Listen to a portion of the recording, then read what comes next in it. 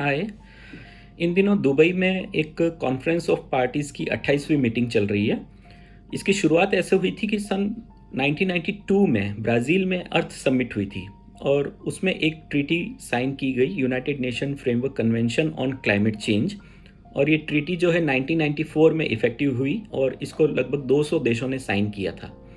तो हर साल इसकी एक मीटिंग होती है जिसको हम कॉन्फ्रेंस ऑफ पार्टीज़ बोलते हैं, जिसमें लगभग 200 देश के लोग वहाँ एक जगह आकर मिलते हैं और डिस्कशन करते हैं, स्ट्रेटजी बनाते हैं कि क्या हम क्लाइमेट चेंज को रोकने के लिए क्या कर सकते हैं।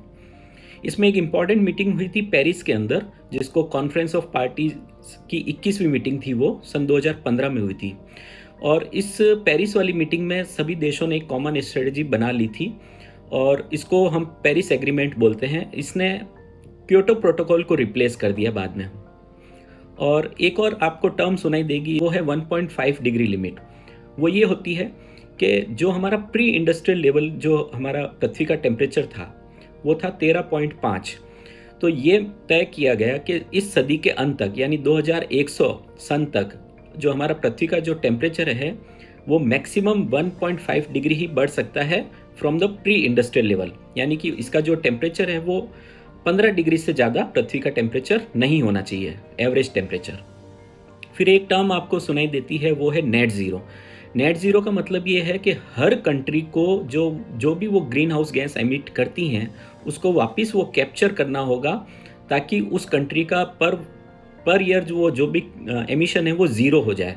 यानी कि अगर मान लीजिए किसी कंट्री ने 1 billion ton of carbon dioxide release किया है किसी एक पर्टिकुलर ईयर में, तो उसको उतने फॉरेस्ट लगाने होंगे या ऐसी कोई टेक्नोलॉजी यूज़ करके कार्बन डाइऑक्साइड को वापस कैप्चर करना होगा।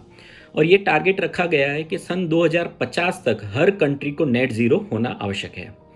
इसके अलावा एक और टर्म आपको सुनाई देगा, वो है नेशनली डिटरमाइंड कंट्रीब्यूशन।